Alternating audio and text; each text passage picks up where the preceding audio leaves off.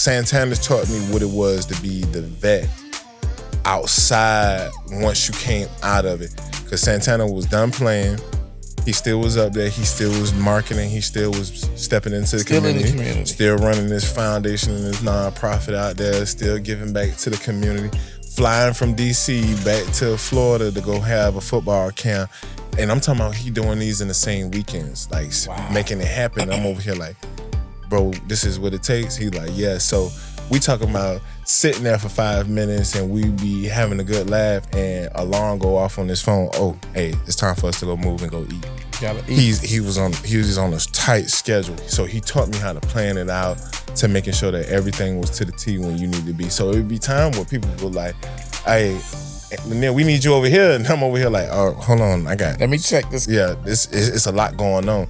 So much so to the point where now, like, I'm in 2027.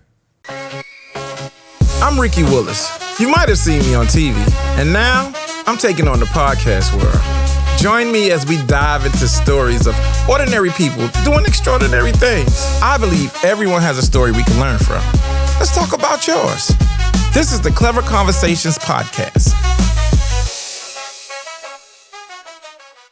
What's going on, baby? It's your man, Clever. You know Clever Conversations, and today, y'all, this gonna be one of them ones. Today is one of them ones.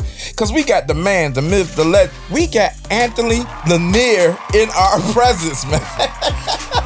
What's going on, baby? Baby. Thank you for having me. Man, today. thank you for, dude, you running cross country everywhere. Thank you for taking time to stop with us, man. Oh, for sure, man. Appreciate you, bro. Appreciate you. So, I know you. I have the personal pleasure of meeting you some years ago. And you put me on, I remember you put me on a fragrance, and my wife loved that fragrance. I remember that. We was at the golf course. That's right. Yeah. So I have the pleasure of knowing you, but everybody don't. So if you could tell the people, if you could introduce yourself to the people, that'd be awesome. Anthony Lanier II from Savannah, Georgia, of course, from the West Side and Carver Village. West Side? Been playing professional sports for the last 10 years. So started off in the NFL, going into the CFL, came out of Jenkins High School, went to college at Alabama A&M University. Come on. And that's just a nutshell. He was very modest with that. So, born in Savannah. Yes, sir. Come on, man. And you went to school with my daughters. Right, that's right. Yeah, man. So how does it feel with the level of blessings that you, let's call it that, with the level of blessings that you've received, how does it feel coming back to Savannah? Man, it's unreal, getting to come back and be, the standard setter. Like, you know what I'm saying? Like, I've always felt love when I come home, and I love my people. And it feels so good to know that they feel like they're being represented well, and to kind of look back at the youth and see where we have come from the start of this to this 10-year, milestone now. Like, it's 10 years fly by quick before you know it. Janet Jackson said, funny how time flies when you're having fun. Definitely. Yeah. And just to see all that interaction and the growth from the city, man, it's been a blessing. Yeah, and I got to say that you are a huge part of the growth that's going on in the city, because you do a lot of stuff in the communities. Some people don't know that, they may know you from school, or they may know you from professional sports, or they may know you from doing some of your other things, but people don't know how much you are in these communities giving back, man. And for the people that don't have a chance to say this to you, I'm going to say it to you. Thank you. I appreciate that, bro. Thank you. Definitely. So let's talk a little bit about your growing up, your family. Let's tell people a little bit about, about that. You went to Jenkins. What middle school did you go to? So I went to Durham Middle School. Me too. Yeah. Went to Hess Elementary. Okay. And I started off in Miss Gloria Wright Preschool on the West Side as well. Okay. So you true Savannah. True Savannah. True Savannah. Public school, stayed here all the way through high school and went on out. All right. So after high school, and was it sports that you was focused on then? Did you play sports in high school? Yes, I was a tri-sport athlete, so I played basketball, football, and tennis in high school. Come on now. Okay, so basketball, football, and tennis. Which of those three did you find the hardest to grasp? None of them really was hard to me to grasp. It was more of do you have the time for it because you running around so much, man. Ever since I was younger, like, those were the type of things that was instilled in me at a young age from being from Carver Village, first and foremost, because like growing up in that community, it took that village to raise a child. Yeah. We had great people like Miss Dorothy Pelote who came out and she took time with my grandfather, Elijah Powell Sr. They made sure that we was in the community because like Tyrone Daughtry, Miss Pam Treyway, they was big down at the city, and back in those times we was taking care of the elderly, and they used to have us out there doing Operation Clean Sweep, Van and all them.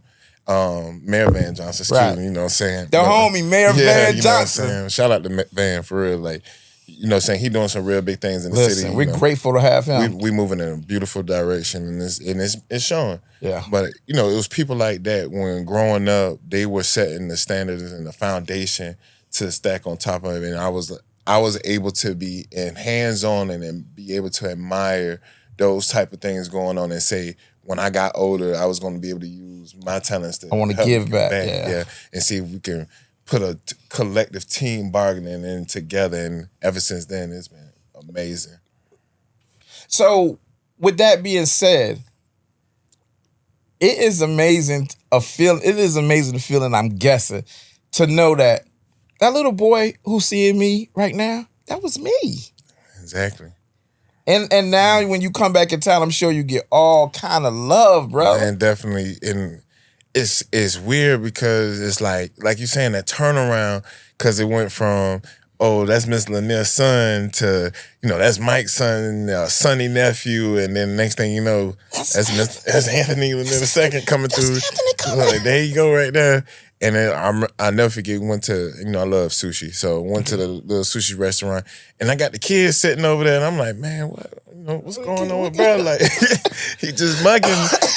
Ice grilling you? Look, I'm talking about hard too. He like, whoa, who is, like, Mom, like, do you see him over there? And I'm over here like, what's up, man? You know, I don't bite. Like, you can come over here and say something. He come walk on, and the first thing out of his mouth, he like, I want to be like you when I grow up. I was just like, oh, man. I'm like, and, you know, I always admire that, you know, grow up, but I had to learn to tell him, don't be like me when you grow up. Be better than me. Because we got to keep raising the standard. But they look at you as a milestone. They look at you like, I can get to that level. And then once they get to that level, you know, but man, it's gotta be it gotta be a great feeling to feel that, right? Great feeling. Cause I got all the younger guys that's coming through, they hit my phone, they asking those questions, and it's the keys that I'm able to give them of success that helps them grow, and that's what makes it better for me to just be able to witness, okay, they are listening. Yeah. They are taking in this information. Remember from school back in the day, we had that reach one, teach one. Well, now we reaching more than just one.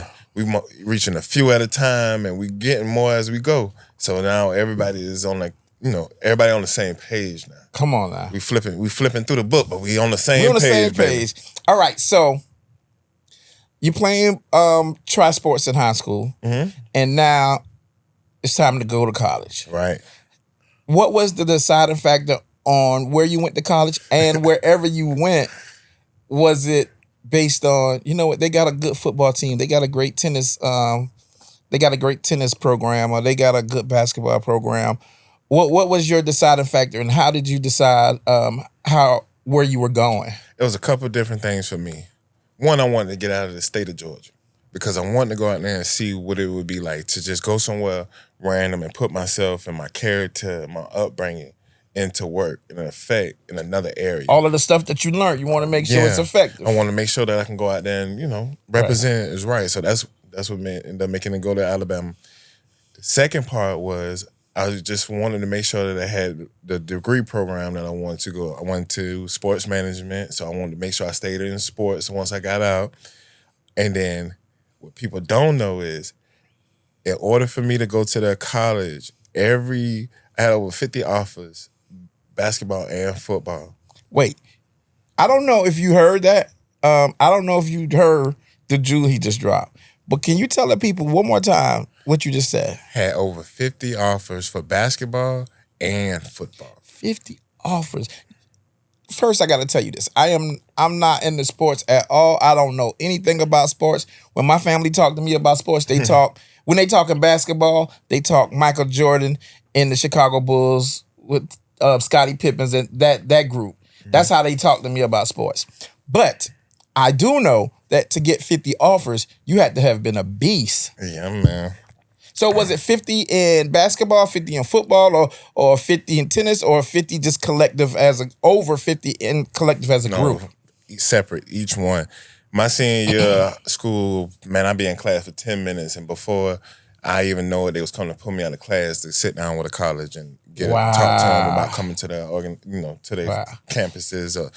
And it was a messed up thing because, inside of mom's tore that Jenkins. So moms was already there first. So before they even coming to see me, coach was making sure that they went and checked in with moms. You gotta check first. my Dukes gotta first. Check with Dukes first. Gotta check with Dukes first. Make sure you check with her first because if she don't like the school. Is it okay that we talk? Right. Because at a certain point, it really got to the point where moms was having to say, no, we're not going that way. Yeah. I don't want my baby over here. Yeah. You know what I'm saying? And that was her guiding me, putting that nurturing back on me on top. Because, you know what I'm saying? Could have said, okay, we can go anywhere. But for her to be able to do what she was doing and teaching and tutoring and cake, you know what I'm saying? Raising Mama been hustling a long time, and she was just like, hey, I got enough time to make sure that my son do what he needs to do, and we get him I'm gonna make sure we guide him down the right path. Exactly. So to me, when I hear that, I hear current day conversations about Deion Sanders, right? He, from my understanding, want his same as Miss Lanier. Definitely. I don't want my son here. I know this. I want my son here because I know the program. I know what it's about. And so when I heard that, the first thing went to my mind is that same kind of scenario. You're like, parents wanting to make sure they guide their children and not just let them just run wild just because it's they get an opportunity. Because a lot of times people give you wood nickels, right, in the conversation. Yep. They give you wood nickels, and they don't. Everybody doesn't understand what it's like to be that type of parent. Because there's no blueprint to say what's the perfect type of parent. But as long as you hands-on and, sometimes media, they villainize certain things. But at the same time, I'm going to give him the effort of being the father that's present and being there more than anything. I understand what's going on with my son or my children, whatever. Long as you're there. Long as you're there. Long as you're there. All right, so we decide we're going to go to Alabama. Mm-hmm. What was your first crazy experience in Alabama, and what school was it? It was at Alabama A&M, and I went up there to the school, and I never forget, we go out there for, like the freshman orientation or whatever. And I get out there and I see all these people from Birmingham, Montgomery, and Tuscany, and Russellville out there. And I'm over here like, man, why they got on all this camouflage shorts and all this stuff? But, that's their thing in repping. We love camouflage down here. Rest in peace to them, you know what I'm saying? So camouflage, you know what I'm saying? That's a big pillar down here. So I'm like, oh, okay, these look like some guys that can fit in. And next thing you know, all I remember is just seeing this water balloon flying through the air. And I was like, oh, they about to start it off up here. You know what I'm saying? Getting it popping. It will end up being a whole water balloon fight for the freshman class out there, and all the people's out there. So it was like 5,000 people out there just throwing water, soaking, and people. Man, it was amazing out there. I really felt like I was at home again. Like I was like, okay, they know how to have fun out here. Everybody being safe, everything going good. Like ain't no knuckleheadness. Right, everything was dope out there. I ain't gonna say that, but well, I mean, initially that day was it was fun. It was beautiful. Like, cause it was like, okay, this is, even though we in school, it's still family oriented because all it's gonna be here for the next couple of years and semesters and interacting with each other. So it was like, okay, we all can be collectively together on a mission out here. That's cool stuff. So during the process, during your school at Alabama, was there any particular professor and or teacher that you felt like was giving you a hard time, but then ultimately you was like, okay, they saw me, right? They saw me. I wouldn't say that because, moms had to put it into me so much to be on my professionalism and making sure that so I was like the type of person I never was late for class. I love it. You know what I'm saying? I was making sure that I was in there. And I might be the first one in there talking and, getting in, some little trouble, but I'm going to be in there and make sure that I was coming up there because at the end of the day, it was about getting a degree more than anything. You know, and that was preached from our grandfathers all the way to our how we was get that degree first. Get that education. Get that education because you need it. That's what you need first. So that was the main goal when I was there, like making sure that I graduated and make sure that I got bring my mama my diploma because I was like, man, a diploma. Man, what? I'm about to take this back to mom so mom can put a smile on her face. Mine and mom dudes. So, were you in the dorms or did you have an apartment when you was there? Or? No, I wanted to stay in on the dorm. I wanted the full network, the experience. Experience, yeah, like being in the community bathrooms at first. My first 2 years, I stayed in a place called Grayson Hall. When I tell you it was like it was a fallout bomb shelter. Like, you know what I'm saying? Like old school, like my refrigerator was the air conditioning unit. Like, you know what I'm saying? I used to put my drinks down in there. So when I came out of practice, because when I got to college, I played basketball and football in college too. Okay. So I was doing that as well. As get your academics right. And getting the academics. So I'm on the road every day of the week and then come back on Saturday ready to show everybody out. But I used to have to come back in there. Fill the air condition back up with the drinks. Yeah, come in that room, be ice cold and now be tucking them sheets, man. So, what position did you play as far as football? In football, it was defensive end, defensive tackle, and defensive nose. So I made it where I was being able to be versatile across the whole line, wherever they need. All right. So for me, again, not really understanding sports, what is those positions? Is that the person that's protecting the quarterback? No. So I'm the quarterback's worst nightmare. You that dude. I'm hunting him no matter what most of the time. I smell quarterback. Yeah. Anytime you hear that ball pat, saying he trying to hand it off to the running back, I'm trying to be up in their face and trying to disrupt. Stuff them. I'm disrupting everything. Don't play with me. So what position on basketball? So basketball I was doing power forward and center. So when I got up, when I was, we had the 2011, we had the undefeated season over at Jenkins. So undefeated. Yeah, undefeated. A little story about that, when I first came into high school, I was a little talkative. I ain't really understand and get the whole concept of grades matching what you wanted to do. So I had to sit down for my first 2 years when I got to Jenkins. Really? Yeah, I had to have a reality check. Like, it was people coming up to me like, boy, what you doing? Why you not playing? Why you sitting on the side? And I'm over here. I blamed everybody else for my... It was the coaches, the janitor, the principal, the counselor. These folks don't like me. I don't know what's going on. But it was the maturity that I had to capture on myself and was like, it ain't them, it's you not being able to perform in the classroom because you want to be Mr. Cool or Mr. Laugher, the class. And it was like, all right, you still can be that, but you got to get your work done. Two things can be true at once, right? Exactly. Because I'm over here, mom's great, with me in the classroom, making sure I know all my classwork. So I'm over here getting the stuff, and I'm over here like, I don't even feel like doing it because I already know it. But it's at the same time, I got to show your work. That's what they say, show your work. Show your work. So get in there, and I'm like, all right, now I got to lock down on this. So when I locked down on it, the first couple of years I'm watching them, bro, they won no games. They won my sophomore year. So I'm over here like, man, we got to put me in, coach. Man, put me in. So I go to the coach, and Coach Greg Oliver, rest in peace. That was a great man who turned my life around too, being that positive mentor. Came to me, he was like, son, you get your stuff together, you might be all right. And I'm like, all right, coach. So that whole summer I stayed with him and, going out there to practice and working out, making sure I'm in the classroom, get it together. That junior year, we won half our games. Growth. So senior season come, well, coach already done put it in my head, hey, this your time to shine now. What you gonna do? This your last run right here. This your team. Had people like Kevin Talbot out there, Rashad Spann, all of them was coming over there at the same time, and Aaron Fisher, all those was coming in collectively to make it happen. We was better than the dream team. Wow, man, it was so magical about how the connections and how close we ended up getting in that matter of time. Like Coach he put us together in the right form. Like he had the blueprint. Made a true brotherhood. Yes. All is still taught to this day. Come on, man. Yes.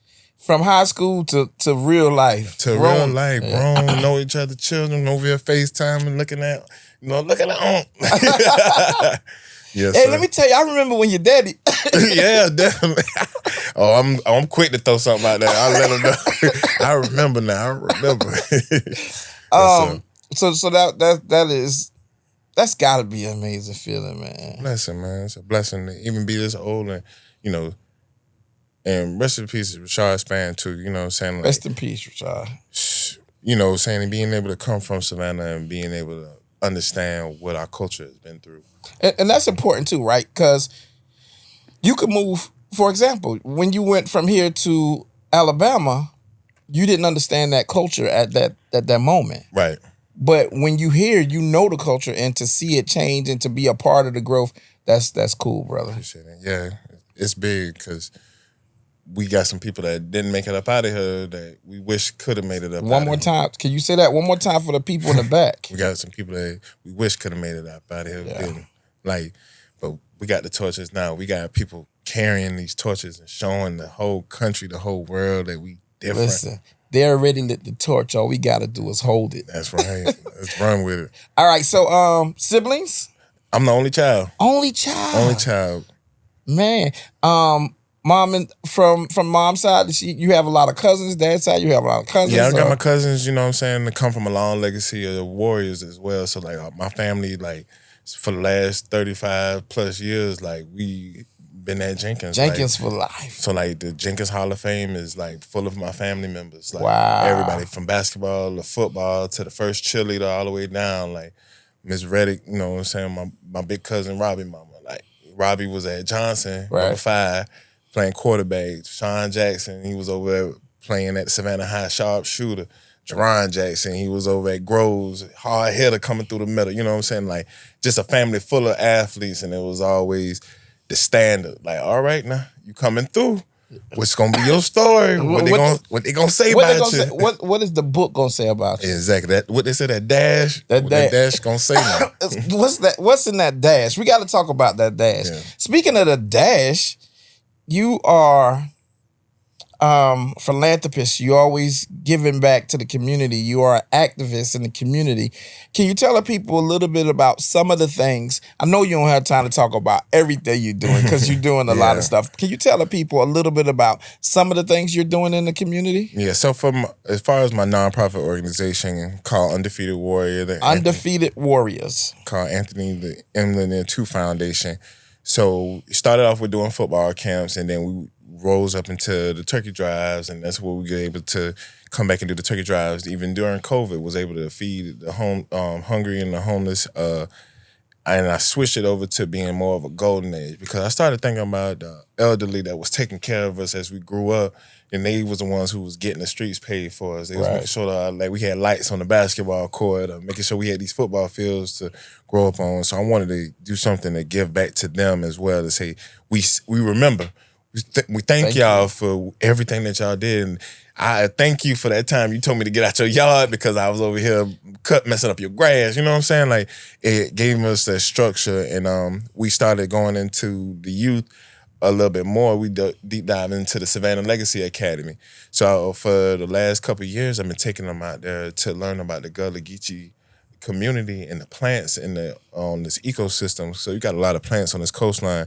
We have the hurricanes that come through. You got a lot of rainfall that come out this way, and there's a lot of swamp area.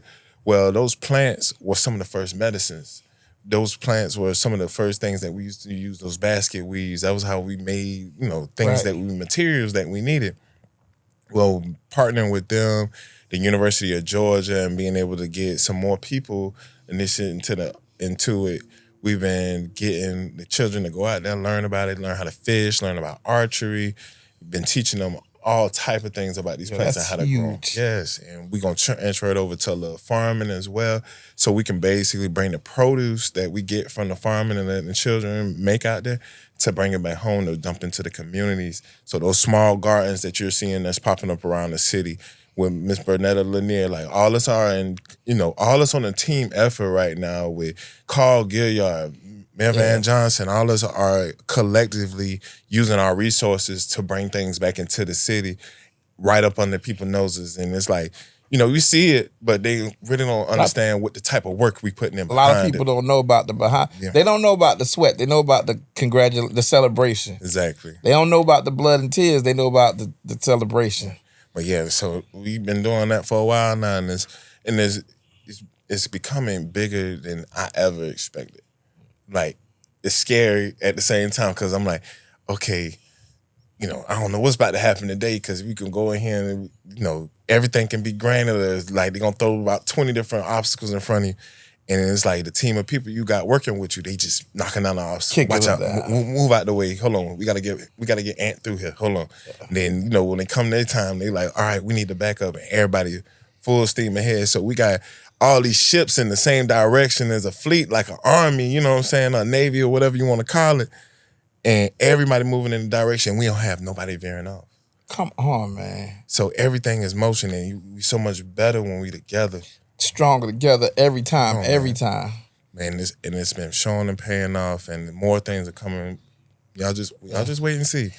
If you want to be a part of it, check out my website, undefeatedwarrior.org. Keep you updated a little bit. Tap in with the family, everybody around Savannah. You see, we got great things going on. So make sure you get involved because it's gonna mean a lot to the community as we go forward. Well. Right now, I am pledging that the Clever Conversations podcast wants to be a part of what you guys doing. Man, we want to make sure that we are able to do our part with giving back. Definitely. So we'll talk about that. Oh, yeah. So we definitely want to do that. So after Savannah, it was Alabama. Mm-hmm. After Alabama, where did you move? Went to Washington, D.C.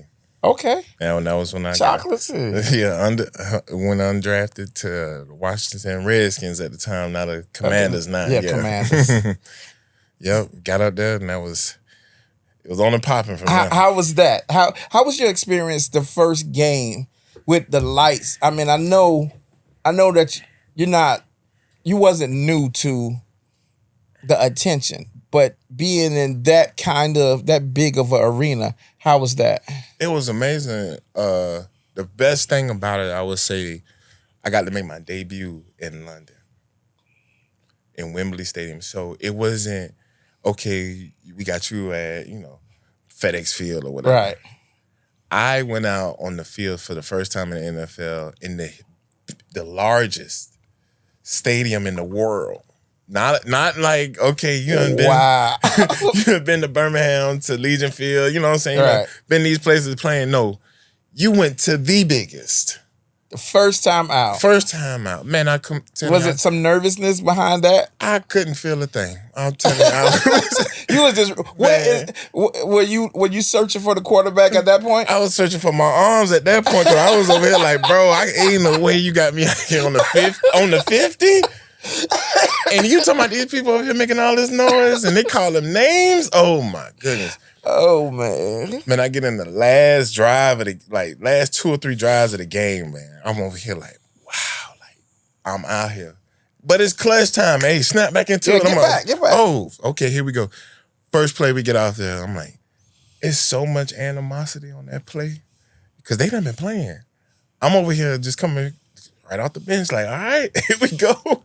I get out there and it's just everybody. I'm like, oh, hold up. Okay, all right, hold on. It's real. Yeah, it's real. Rewind this real quick. Hold on. I'm from Savannah, Georgia. Y'all must be just don't know. 912, baby. So the second play come up and we out there and I'm over here looking at my teammate and it was Chris Baker. And I'm like, bro, what we doing, bro? He like, hey, man, come on. We got to make a stop right here, man. And come on, we're going to make the stop right here. I said, all right, bro. Hey, if you can get back there, you remember how you did it in practice? Remember how you punched the ball out? Just punch the ball out. I got it from there. Man, and I remember it go dead silence. And I'm talking about you can't hear nothing from the fans, nothing. And it was like just eerie feeling. Like you could feel the hair moving. Like a tornado or something. Ball gets snapped. Chris come through there. All I hear is him yell. That's his little strength, little strength to get his little punch through. So he punched the ball. Boom. And I remember the ball going up. And I told you, I said, I'll take it from there. I'll take it. I got it. But it wasn't me. It was God. Because I'm over here still feeling for my body. Still looking at you. Wait, that's me, right? Well, I got 350 on this side and another 375 on this side. And they heave, let's go, push it back. I was over here like, bro. And all I remember the ball going up, and I remember it flipping down, and I could see the laces right there now. And what's so crazy about it, I could see the NFL shield. And I see it, I'm like, that's yours. You're supposed to be here. Hard work and dedication pays off. That was your sign. Man, I reach out, grab the ball, and I squeeze it. And I remember looking down at the ball like, you got it. And then it was just like crash. Just, somebody come and blow, just knock me out from the side. And I'm looking up under this pile, and I got like 20 people on top of me. Scrambling, I could see the referee peeling people back, and I got a guy down there still scraping at it. Like, no, I'm trying to get it. I'm like, nah. I'm holding up. This is mine. This going on mama mantle. Like, this is my ball right here. And I remember getting up and holding it up, and the eruption from the crowd that I heard just, I could feel the bass as if I was in the back of an 88 Caprice, just going through my body. I was like, man, I love it. The joy, man. And I got to, take the ball. Right. Before I can even get in the locker room, my mama done called me about 20 times. I see everything. I'm telling you, look, her, my daddy, everybody calling me, they texting me. Look, my mom and my daddy say the same thing. This was so funny about it. Both of them say, you make sure that ball make it home. So you had instructions. I had instructions. The only thing you had to do was understand the assignment. Yeah, that ain't your football. It's ours, and we need you to bring it to us. Bring that football home. We want to put that up for you. I'm over here like, all right. And it's on Mama Mantle to this day. Man, congratulations. Applaud on that, man. Applaud on that, brother. Cheers on that, baby. Cheers. That's huge, man. So,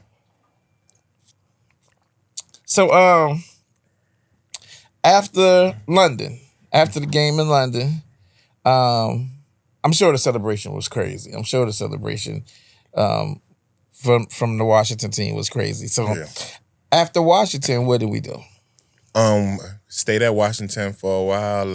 Ended up getting some sacks up there, some great legends. I went to the LA Chargers. Okay. So I go out there to LA, and they already rolling. They already going on a Super Bowl run. I get out there. So at this point, I'm over here like, kind of understand the name of the game that you're playing and the politics. You got to sit back for this year, and then you get to go out there and show out, make your spot for the following year. So I was basically used in practice for them more than anything to get them ready and prepared. Which still says a lot, right? Because to use me in practice is to say that I'm comparable to the team that you're going to be playing. Exactly. And this the thing about what people don't understand is when you get to that point, it ain't, you just going over here to be a defensive lineman this time right here. No, you going over here and we need you to go be the middle linebacker because he is that guy. Right. Or we need you to go out here and cover this tight end or this wide receiver that's going downfield because so-and-so got a little height on him. He got good hips, good flip. So I'm in there having to mimic what I'm seeing on film to help them be prepared for that next game. Well, I ain't never played no cornerback. I ain't never played no middle linebacker. You know what I'm saying? So it's like for them to see that in me and say, we want you to play these different positions on these different days. They see the athleticism that's coming out of Savannah. Yeah. They're like, okay, well, we need you to do all this. The Joker could do any position we need him on. They over here like, man, you ain't supposed to be this big moving like that. How you that fast, though? But, that came from the hard work and dedication of football and the tennis and the basketball. All the tennis, all that was tied in.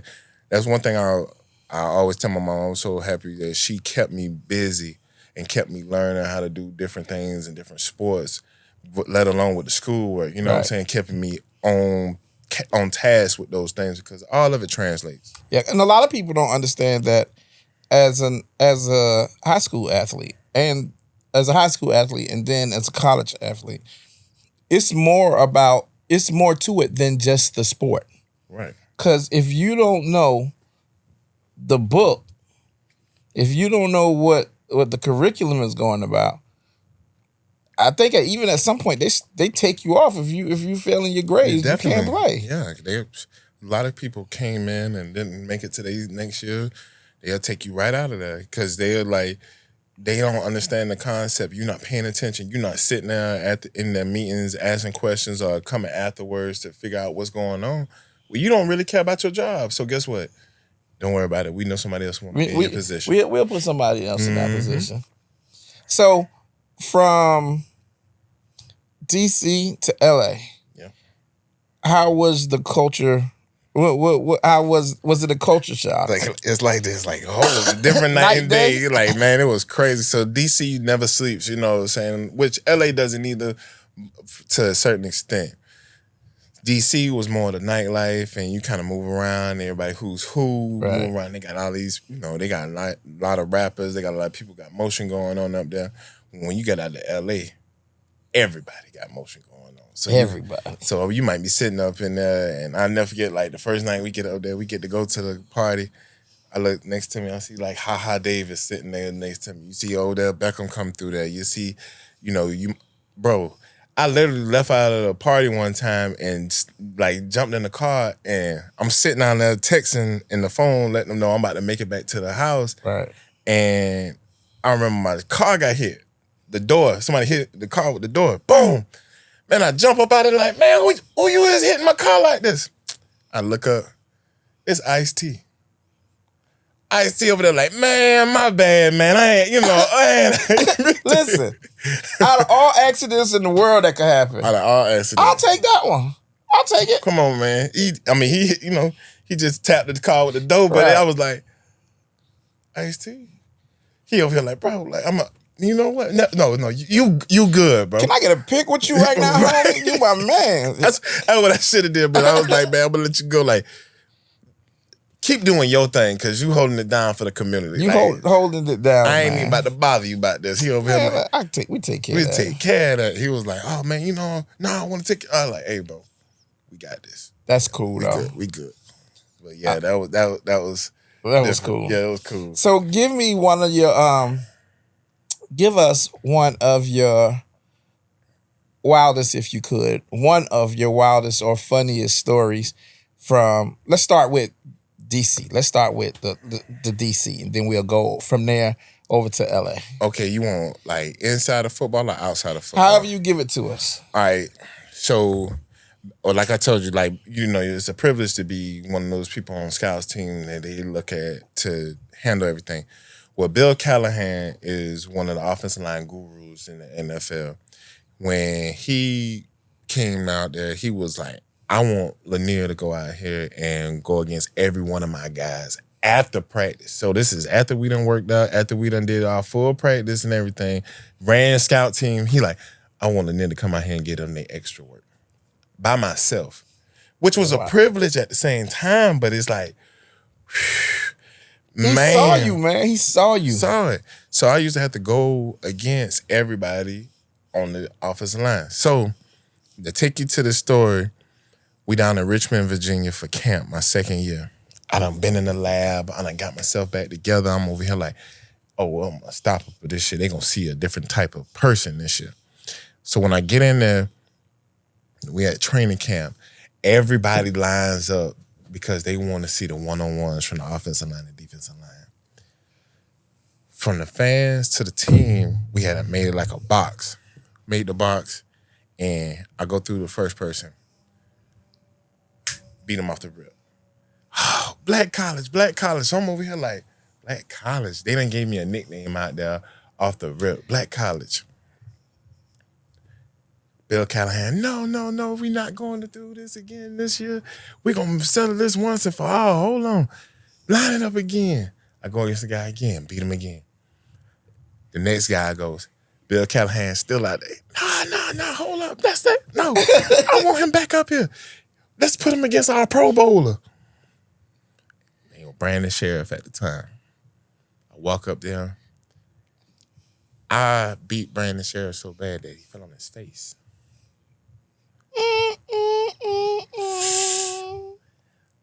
Eruption from the crowd. Oh my gosh, what is he doing? Dude, that had to feel amazing. It feels amazing, but I'm over here trying to catch my breath because I went 3 times quick.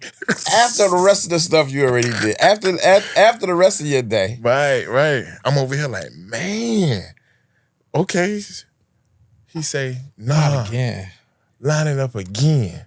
This is coming from Brandon Sheriff. And this the 4? Or this Brandon saying he want to do it again? Yeah. Yeah. I want some get back. This is the 4th. Whoop him again.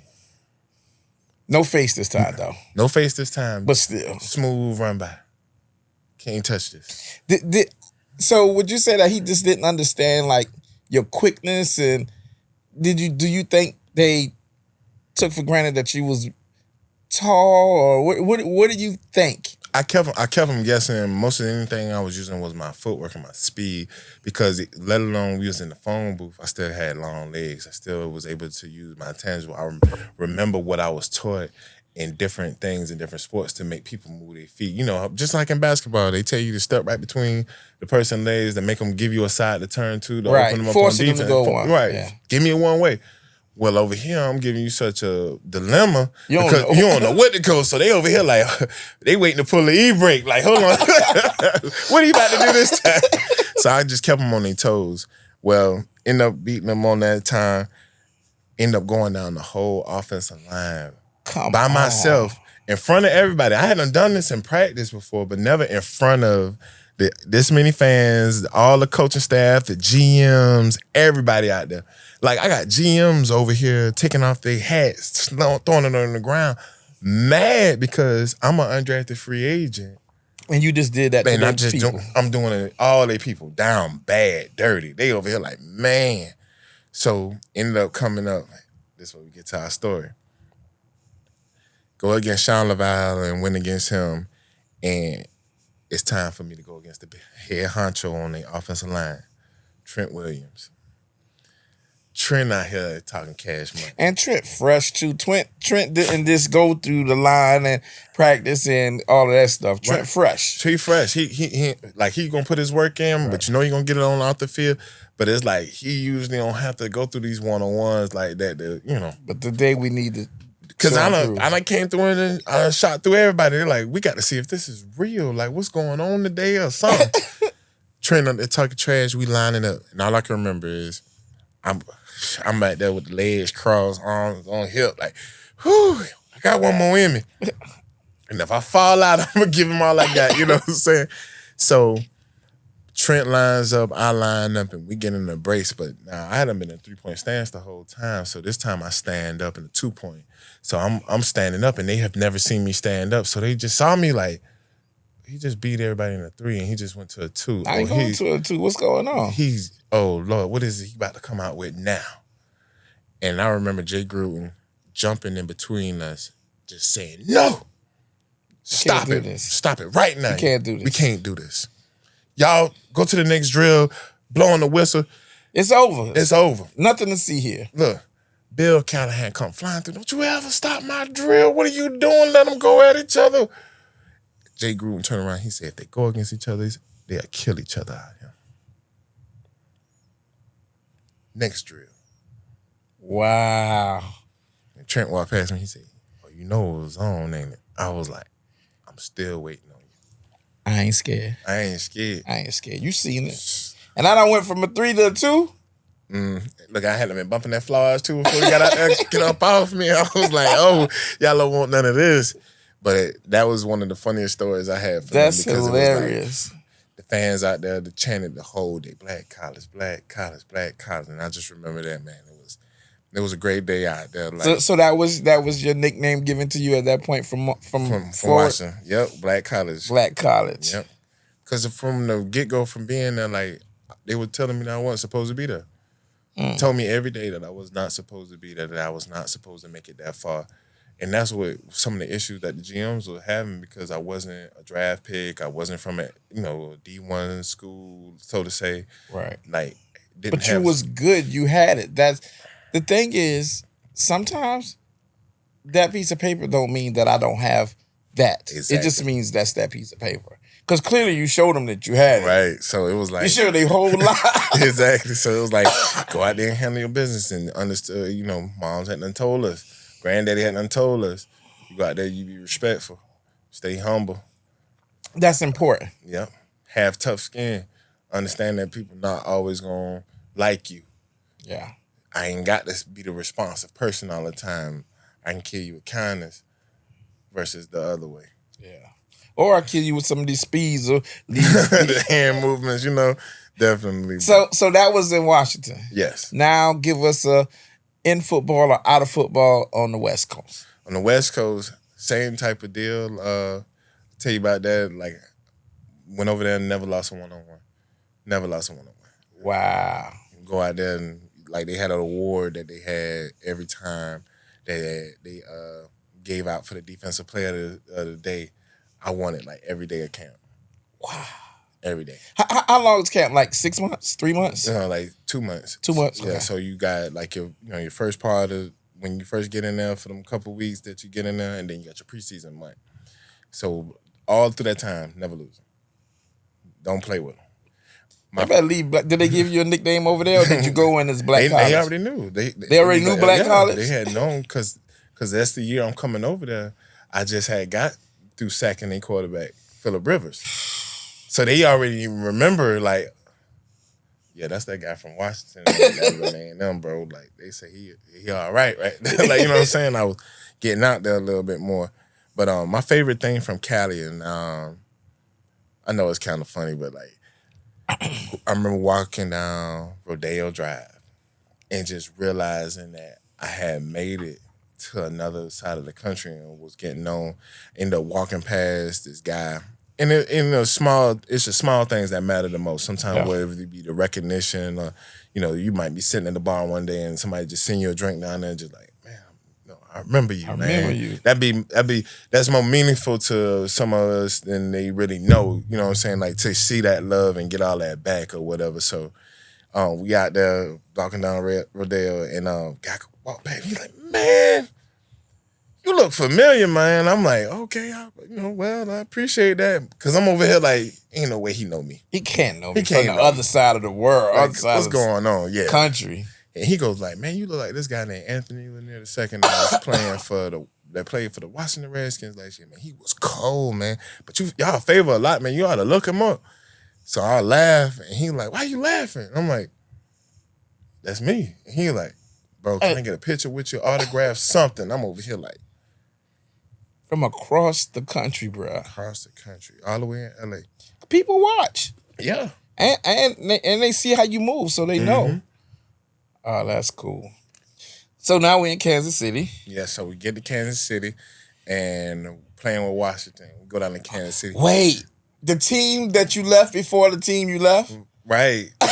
So I'm over here like, oh, man. These the homies. Yeah, but now I'm still with Washington, though, because this is during COVID, we weren't allowed in that was the year they shut down the NFL. Okay. But I'm still with Washington. Okay. So this is where it gets funny at, because I'm out there on the field, making a play on the field, and these folks start doing the chop. Where did I go to high school? That's y'all. Jenkins High School. Right. You doing the chop. The chop. The whole stand started, I forget that I'm playing with the Washington Redskins, and I started getting hyped up out there.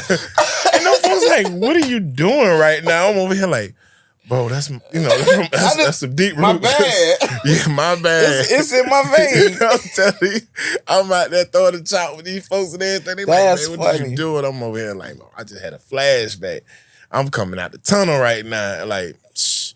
But it was a blessing to be out there, and I had some good some of my college buddies who I met with everywhere around where I played at. I was tapping back in with them. So my guy came and picked me up. He took me to their Coca-Cola factory out there and gave me a tour around it, and also his father was owning like a milk company as well, so I got to see how they bottle and process the milk out there.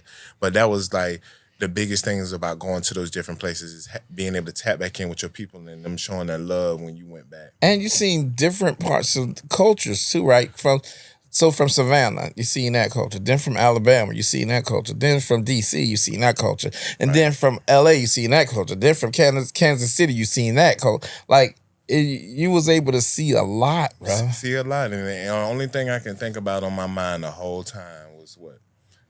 I got to get this back to my people in Savannah to show them. This got to come back to 912. Got to come back to 912. All right. So that had to been fun to be in all those places and think, I got to get this back to 912. Yeah, I was ready. I was like, oh, I got so many ideas, like my own little twist to this. Plus of the things you done saw. Exactly. People, like, I had great mentors. Like, I was able to be like with Josh Norman and be around Shout him. out to Josh Norman. Definitely. That's my guy right there. He was able to show me the community events more than anything. So, like, being in his first celebrity basketball game, going to see Santana Mars. Shout out to Santana, because Santana, he really hold that big role in my heart. Like, Santana had me at the house, like, hey, we going to this football camp. We got this golf tournament later today, and then we going to the casino to make an appearance for the Super Bowl. Santana Mars or Moss? Moss. M-O-S-S? Yes. Okay. Santana Moss from the U. Santana taught me what it was to be the vet outside once you came out of it. Because Santana was done playing. He still was up there. He still was marketing. He still was stepping into the community. Still running this foundation and this nonprofit out there. Still giving back to the community. Flying from D.C. back to Florida to go have a football camp. And I'm talking about he doing these in the same weekends. Like, making it happen. I'm over here like, bro, this is what it takes. He like, yeah. So we talking about sitting there for 5 minutes and we be having a good laugh and alarm go off on his phone. Oh, hey, it's time for us to go move and go eat. We gotta eat. He was on a tight schedule. So he taught me how to plan it out to making sure that everything was to the T when you need to be. So it would be time where people were like, hey, Lanier, we need you over here. And I'm over here like, oh, hold on, let me check this. Yeah, it's a lot going on. So much so to the point where now, like, I'm in 2027. Wow, already. Right, already. Like, 2026, April, doing a football camp in Alabama and Huntsville in the Rocket City. It's getting to that point because everybody is like, we see what you're doing, we want to be a part of what you're doing. So I'm taking it from the city of Savannah to Atlanta to Huntsville to DC to Canada. Everywhere I've been going, just touching back. So, in retrospect, if some people say that was a problem, that is a great problem to have, being that busy, right? Exactly. Because it's always in my realm and I'm always able to show who I am, show what I have to offer with my mind. Not anything else, not to come out here and sack a quarterback, not any physical attributes, but just me as a person. That was all the schooling. That was all the upbringing. That was all the listening to the mentors. That was taken from everything that people gave you to put that perfect mold in as this is what we need to do. This is, okay, football was the first 50 years, first 30 years. Now, business, philanthropy, activism, that's going to be the next 30 years. Exactly. We giving back to that. Exactly. All right, so I do have a sports question for you. What's up? Have you ever been starstruck by anybody that you play with being the opposition? Like, have you ever ran up against, I don't know, a Terrell Owens on one side and you like, man, freaking Terrell Owens, or anybody of that nature? Any of that ever happened? It was 2 times that it happened to me. And luckily, the first person that actually gave me what I wanted, which was my first sack, was Drew Brees. You played against Brees. My first ever NFL sack was against Drew Brees on the 45-yard line. And I remember him looking down and going, I see you, Lanier, you're not gonna sneak up on me today. And I'm over here like, he just said my name. And it was so crazy because I ended up getting to be on the team with him later on after Kansas City. So it was like, just to be able to hear him say my name. To know he know you. To know he know me. Because he doing history, work. Right. He get over here watching film. He like, okay, this guy kind of jumping off on the film. I need to know his name and understand what he about. Now, the next one, and which was funny because Russell Wilson just came from Savannah last year and he was up. Wilson, that's Sierra's? Yeah. Okay. He, playing quarterback. He was just here for one of the events we had downtown. So he was a speaker out there, right? So I'm sitting out there listening to him speaking. He look in the crowd and he go, see you down there. I see you. I see you sitting right there. But Russell, when we get out there on the field, Russell comes straight up to the line. hey man, I didn't know they played football at Alabama A&M, and I'm over here like, oh, you got jokes. Okay, he cool. was tagging. So that whole game, I'm hunting for him. Man, I probably hit Russell probably about 8 different times out there. We had a magazine, Smart Living, that they put up in the hospitals. Okay. They had a picture of it on the front of it. Bro, when I tell you every foot that he stepped in the ground was being matched by me, I'm talking about left turn, right turn. I don't want to see where you're going. You better back up because I'm over here. I'm trying to take your head. Y'all cha-cha sliding together? Cha-cha sliding together like we dancing out there. And he threw away the ball like 8 different times. He didn't want that work. He didn't want the ball. He didn't want the ball to get that a sack. work. You're right. He didn't want me to get my first one. When he said Alabama A&M. Yeah, A&M. A&M. He didn't want that work from there. No, he did not. Hey, he didn't know if they played football there, but he know they tackled there. Exactly. Man, I'm talking about we was on it out there. Like that was pretty fun. But like just those 2 quarterbacks off the rip. And then I gotta add this one too because this was another one of my biggest games, and that was Eli Manning. I wanted to play against Peyton Manning, but Peyton Manning retired, so I was like, I got little bro. That's the brother, right? And he just as good as his brother. You know what I'm saying? If not better. Did you dirt him? Did you get a chance to dirt him? Oh man, Thanksgiving Day. Not on Thanksgiving. Thanksgiving Day. Not for the family while they sitting around with the turkey and everybody the yams. Eating the turkey, the yam, the collard greens, tomato. You know what I'm saying? Beans, tomatoes. But we out there, and we was in FedEx Field, and I ended up getting 2 sacks off of him in there. That's crazy. Yeah, I'm talking about right up the gut over the center too. Like they had him talking about the center for 2 weeks straight about how cold he was and how he had never given up a sack, and I came right up the middle. And you got a sack right off Stuffed him. Like a turkey. Come on, bro. It was Thanksgiving. You were supposed to stuff him. Hey, do you have any children? I have 2. These stories that they're going to be able to tell. Man, it's a blessing. My dad sacked them. Right. Stuffed them like turkey dinner. Man, it's amazing. Like to be able to lead the legacy. That's it, man. It all as fathers, one of our main goals is to leave a legacy and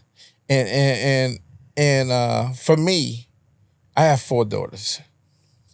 And I want to leave them something other than bills. There you go. There it is. I want to leave them something with our name. I want to leave them something that they could be proud of. Mm-hmm. And I'm sure how old are your children? 7 and 6. Oh, they get it, but they don't really get it yet, right? They don't get it till they teenagers. Once they teenagers, they'll really start to, Dad. Yeah. Man. They starting to understand a little bit, you know what I'm saying? Yeah, they getting a little bit of it. They probably seen some footage and seen Dad stuffing people like turkeys, but when they get older, they're going to be able to have these stories for your grandkids. Exactly. So the legacy you leaving is lifelong, brother. Right. And see, that's what people didn't really understand for me. Like, it was a legacy for my children first and foremost. God blessed me with this to be able to be a soldier in his army to do this thing. I left it for my children as well, but also my children. You hear me? My children in the community. Because they may say big bro, or they may say unc, or OG, or whatever. These are the children that God set out for me to have hands on, to be a part of their lives. Sad to say that some of their fathers couldn't be there. Some of them got to go to work. Yeah, and some of them not there, not to any fault of their own, and some of them are not there because of their own. Correct. But they had you, right? And so you was able to give Jules. So I had a conversation with some people. Like, I hear some young men say stuff like, well, I only act the way I act because I didn't have a father.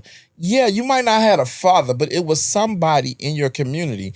It was a Anthony Lanier. It was a coach. It was a teacher. It was a counselor. It was somebody that tried to guide you. Exactly. But it's a matter of you wanting to take that as well. Like, I can't feed you chicken if you don't want to eat. Right. You know what I mean? So those people, man, I'm sure that they appreciate you for doing what you did, man. And I'm sure that they ain't nothing but love and admiration for you, brother. Definitely. So let's get into something fun. You ready? Okay. I'm gonna give you a choice. I'm gonna give you a this or that, and you give me the this or that and why. You all right with that? Mm-hmm. The this or that and why. This is the time. Can I get some this or that theme music?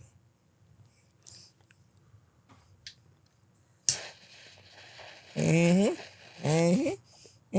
Mm-hmm. It sounds like it's gonna be interesting. Now it's time for this or that. So today, this or that. Drake or Kendrick? And why? I'm gonna go with Kendrick, culture-wise, because as far as we can just say talent.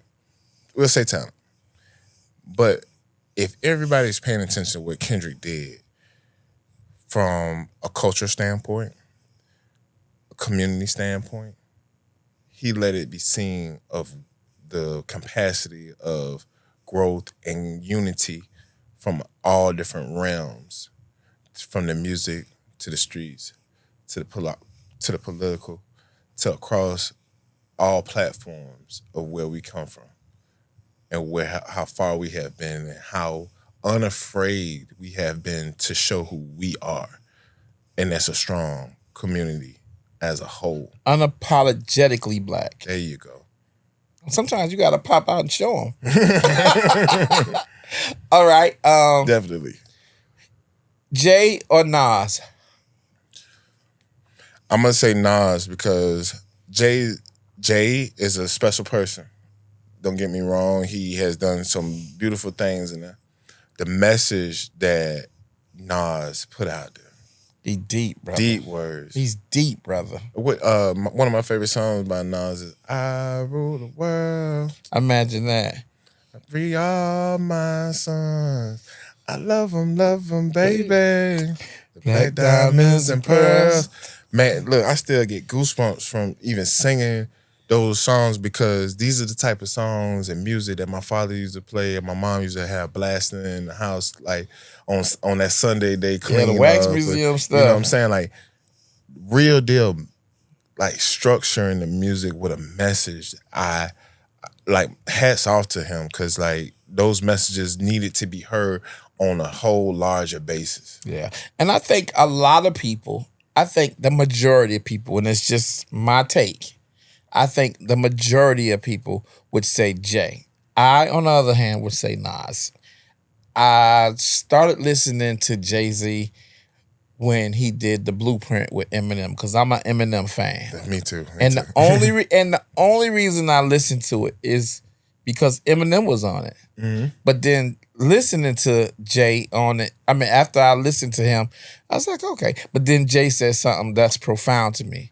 Jay said, "Let me tell you cowards what I'll do to protect this. Shoot at you actors like movie directors."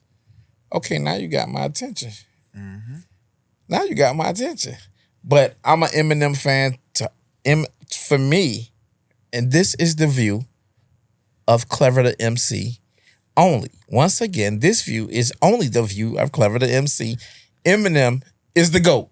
Come on, man. Hate it or love it, whatever. I don't care what you say. Anybody, I would put him against anybody in the entire, anybody with a voice. Let's just say that. Come on now. Eminem the GOAT, bro. Come on now. And so because he was on Blueprint, that forced me to listen to Jay. And then I started listening to Jay from them. But I wasn't on, a lot of people's on Jay-Z, A Reasonable Doubt. I just, Yeah, Jay got some, he got some message. Yeah, he definitely got some stuff. He got some stuff.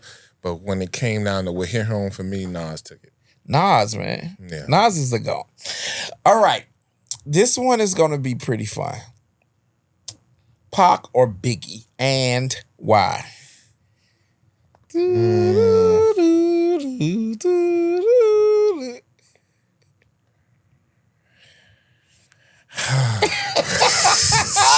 Man. Or take a shot. I'm going to take one anyway with you.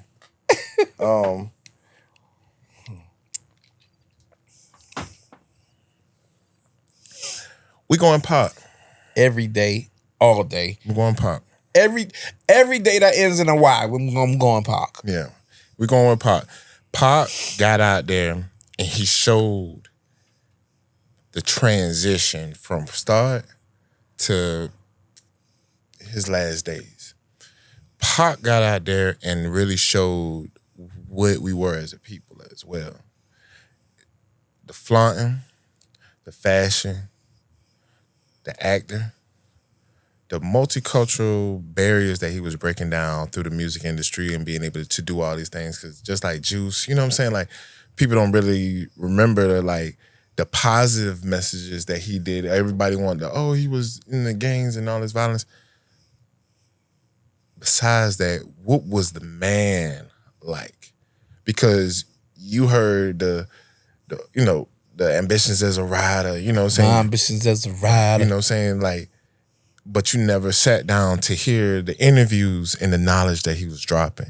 That Brenda had a baby. How my mother raised me, how my father raised me to be, how I stepped up in my community and was able to show them a different route and be able to bring the light, God's light, back into our communities. Yeah. Bringing people together just to hear me sing. Tupac, man, listen. One of my favorite Tupac's lines is 21 guns salute and dressed in fatigues and boots, disappeared in the crowd, all they seen was troops. If Pac said it, I probably know it. If Eminem said it, I probably know it. Come on, man. If Rakim said it, I probably know it. All right, so where's your favorite place to vacation? My favorite place to vacation right now is anywhere with a beach or like anywhere where I can do some fishing mostly. So you're a fisher? Oh, I love fishing. All right. Yes, sir. Right. If it's a puddle outside, I should have caught the Bass Pro Shop. I should have caught that. You know what I'm saying? Shout out to Bass Pro Shop. Shout out to Bass Pro Shop. They've been helping us out at the foundation as well with the youth and, really giving us some, initiative to, keep it going. Like keeping these children out there on the water and outdoors for real.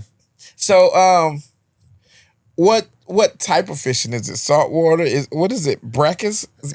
Any type of fishing. Anything with a rod and reel. Anything with a rod, reel, hook, line, sinker. I'm talking about set the hook, man. Talk about from a pier. Talking about from a boat, from a rock, man, jetties. Bro, I had the time of my life. I ended up going out with one of my good friends. His name is Cam. Shout out to Cam. They're running the billboard business in the city right now. So Cam takes me out on the boat with some of his buddies, and we out there on the boat, and we go out there to R7, out there to the old naval tower out there. And I just remember we out there reeling up all these red snapper, you know what I'm saying, out of it, of course. And we out of season, so, we basically catch and release mostly. Right. So all I remember is I'm down there, I'm like, okay, I just pull out this huge one. They over here like, man, that's a beautiful size. And I'm over here like, man, this is one of the biggest red snappers I ever caught. And he like, hey, that's a baby, right? And I'm like, well, he ain't had to do that. He ain't saying it like that. He's like, they get bigger. How? Bro, like the snapper had to be like this big. And that's like, a baby? That's a baby. What is a snapper, a shark? No. Getting it. Look. So now we out there, and we 100 miles out in this beautiful, clear ice water out there. Once you get about 25 miles out, the wind. Peaceful. Ain't too much rocking and look like glass. Well, I'm out here reeling up another snap. I'm reeling, because it's 100 feet deep. So I got to keep reeling. Next thing you know, all I feel is thump, thump. And I'm like, I already felt my thump for the fish. I shouldn't be feeling another thump. Second thump shouldn't be third thump. So right. I feel something off. My line goes to just running. Sharp. I'm talking about off the rip. So you caught the snapper and the shark caught the snapper. Yes, and took it. I'm telling you, and he got it in his mouth. He eating them. He going. And he run the reel. And Cam out here like, man, hey man, cut the line. I'm like, bro, this a shark on here, and this is my first time to be able to catch a shark like this, man. He gonna have to see me today, and he done just took my fish. I was mad. I'm going to release him. Oh yeah, he was not coming in the boat with me. Hey, look, anybody who you know that seen Jaws is not messing with no shark, bro. So were you able to pull him in? Man, pull him all the way up to the boat. We ended up taking some pictures with him, you know, saying in the water. But like that was a beautiful day. Like I just wanted to feel that fighting, like. You know, some people that get out there and give up and say, "Oh, I want to get the line off," but I got the shark 100 feet deep out here, and I'm pulling them in like real deal, showing off my fisherman muscles. That's right. You know what I'm saying? Like, man, when I tell you I was wore out after that, bro, but I was able to get him up, man. But that was very special. But yeah, me and fishing, man. Since I was a young man, like my grandfather took me fishing. Me and my uncle still go fishing at our secret spot out here. Like, man. See, I'm not really that, right? Because growing up, my parents had a boat. So, sorry, mom and dad. Me and my sister used to have to be on the boat with them when we wanted to be with our cousins, playing red light, green light, or whatever it was we was doing. I wanted to be with my cousins chasing the little chicks or whatever. But instead, we was on the boat. Dudley Do-Right was the name of the boat. I remember it was a 28-foot. So we was on Dudley Do-Right with mom and dad. My parents fished so much. They caught so much fish till I stopped eating fish for years. I probably stopped eating fish for like a decade. Hush your mouth. Man, I love fish, man. Yeah, but see, the thing about it is they caught the fish. I had to scale the fish. I had to clean the fish. And I didn't even want to go fishing. I wanted to go with my cousins. So...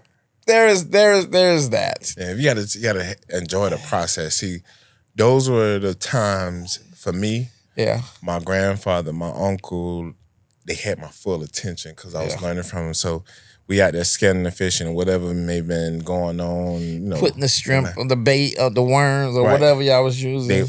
Live shrimp. You was out there, you know, really having deep conversations, and you know, cell phones are off. No cell phones back then. No, we're not having no cell phones back right now. Exactly. We out there really locked in and just being able to enjoy each other and really have some conversations, some much needed information that needed to be shared before the time was up. Sound like y'all was having clever conversations. Yes, sir.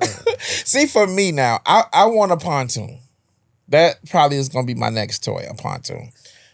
But I really want it so me and the family could go out on the beach. Go out on the water, just woosah and just. Man, it's a blessing out there, and that's the biggest thing. You just have to understand that when dealing with that water, you just gotta respect it. You better respect, and you know what? That is the reason why a lot of grown folks who can't swim really scared of the water, because. The youth, you could throw a little baby in the pool and they're, this is what I know. Yeah. But grown folks, we respect it. Right. No, excuse me. We respect it. Respect it. We respect it. So we know what it can do. So then there's that. All right. So if money was absolutely not an option, not a worry in the world, and I'm not saying it's not, I'm just saying for the question. If money was absolutely, like if you had more money than you can ever spend, where would you live and why? You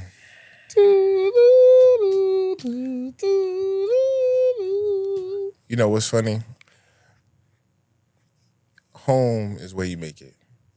But there's no home like Savannah, Georgia. Seaport 912, down by the river. Down by the river. And that's exactly what I would want to be. Somewhere down by the river. That's cool. I would want to be able to, whether it be like on Tybee or you know, like walk out to your pier, do your fishing, walk back, do your thing. Because it's something about our dirty water. Yeah. You know what I'm saying? That just brings back that energy, and that's why I do come home and do these things as well, because at the same time, I need that rejuvenation as well to go back and see my people, and that's that reminder. This is what I'm doing it for. Where are you now? I just bought a house in Atlanta. All right. So I'm up there networking and getting into some things. Me and Carl Gilliard. Yeah, that's the homie. Yeah. Carl Gilliard, Candy Love. What up, baby? Yes, sir. Carl actually came and sat with us too. Oh, yeah. Yeah, man. That's the homie, man. Me and that cat been knowing each other since probably, I'm going to say 84.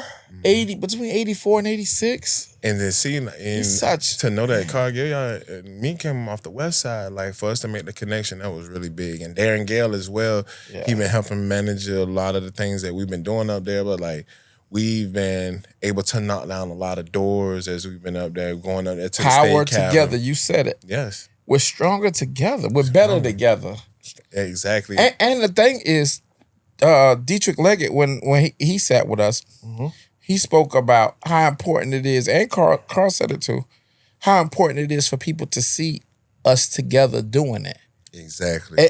And not the bicker and the he ain't this and he ain't that. None of that. Exactly. But we are a strong unit. We are a cohesive unit, and we can do this. Man, everything that we've been putting in the program for the last 5 to 6 years has made that impact that we were looking for, if not better. And it's like those are just the small parts that we doing right now. Right. These bigger parts that's coming now. All right. So with that, we're going to segue to, I know that you are doing something big. Something big. Listen, I know you got something working. Definitely. So is it something that you could tell the people about? And if so, why don't you tell us a little bit about what you got planned? What's going on? So right now, we invested in some land, and we getting the children out there to learn about those plants, like I was saying, in the Gullah Geechee community.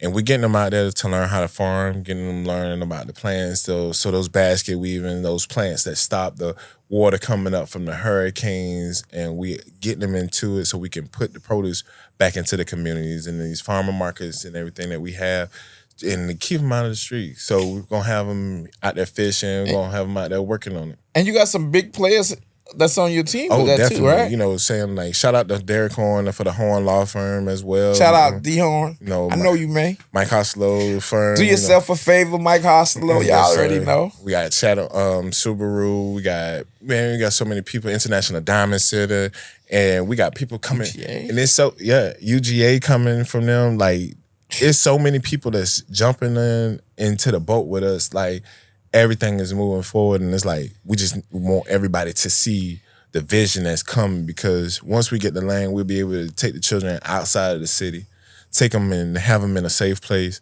take them to show them things that they'll cherish for the rest of their lives, and create more jobs and opportunities as well. That is so important and so necessary for the youth, man. Yes, sir.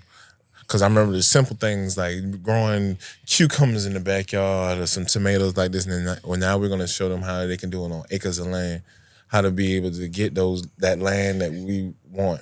You never know when it's necessary. Exactly. You never know. Plus, the thing about having knowledge of is you can take my shirt, you can take this mic, but you can't take what I know. Exactly. You can't take the jewels people gave me already. Right. And so we appreciate, and I'm going to say this, for the parents and or people in the community that don't have opportunity to say it to you, I'm going to say thank you. I appreciate that again. Yeah, thank you, because it is definitely necessary for the people to have. Definitely. So do you have anything coming up? Any programs, any events, anything you doing here in the near future? Yes, we got, so we always do the turkey drive every year. And so we've been knocking out a few things because we've been on upbringing and we've been holding. So like the biggest thing right now for us is bringing in those donations and to get everybody on one accord, because the big plan is here. Okay. We done did the small things, and just to tell it on the backstory wise, my plan was to start a lot of these things and start having all these things popping up around the city. So your turkey drives, your, like the Dream Big Foundation, they doing all of the back to school drives now. Those were the ones that I wanted to start initiating them to making sure that they continue what we was already starting. Right, stepping stone. And now we're being able to go off and get these bigger things like, Cargill has Feed the Hungry. Yep. Shout out to Cargill, Feed the Hungry. They got that's big, you know what I'm saying? We don't really realize how big these things are coming around to our communities until it's time. You don't know, especially that's the simple things we take going home having lunch for granted. Exactly. It's a lot of people that never have that opportunity. Right. And kids too.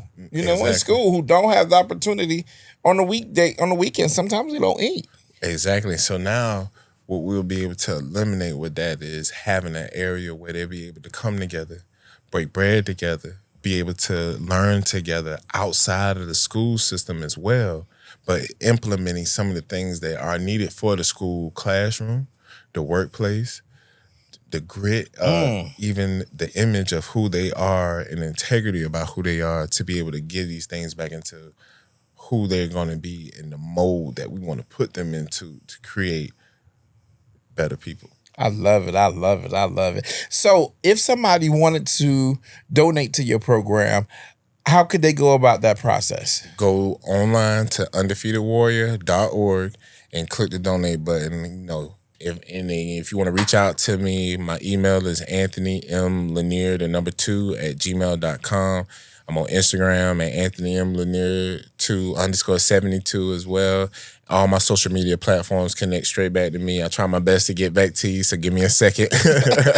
You know, sometimes that thing get to rolling, but we're making some bigger moves, and I've been planning out for the last 10 years, the next 10 plus. Come on. That's just the way my mind operates and things about how because you're already in 27 right now, 26 and 27. Exactly. So is that the same process that people need to go through if they want to be a sponsor, other than just donate? If people want to like sponsor, want to be one of the sponsors on your events or anything they do. So same way, and then that's why I say contact me directly if it's special, you know what I'm saying, those sponsorships. And you know, if you need anything for tax purposes, we can take care of that as well. Nonprofit, you know, EIN. Do you have an email address you could give them? Yeah, I gave it to him. Anthony. Okay. It's Anthony M. Lanier 2, the number 2 @gmail.com. Okay. Well, listen, Anthony, man, you don't even understand how much I appreciate. I know you are busy. You can't ready to leave from here and even go out the country. Like, I already know. I know how busy you are. Yes, sir. So I truly, truly, truly, truly appreciate you coming by, having a clever conversation, man. I appreciate you for having me. And, you know, this is a beautiful thing that you got going here, and I hope to be back. Listen, you back when you want to be, bro. I appreciate that. You in our city, you sitting down chopping it up with your boy. That's it. Definitely. And I'm going to get you back now. You going to be back now. All right. I'm going to say cheers to that. Cheers, man. Cheers, brother. So we end every episode by saying two fingers, one love. Peace, love, and we out. Don't forget, like, comment, subscribe. Like, comment, subscribe. Tell them, like, comment, subscribe. Comment, and subscribe. Like, comment, subscribe. Get it out there. Tap into everybody. We sharing together. We supporting each other. As a village, we could do it. Peace. Amen.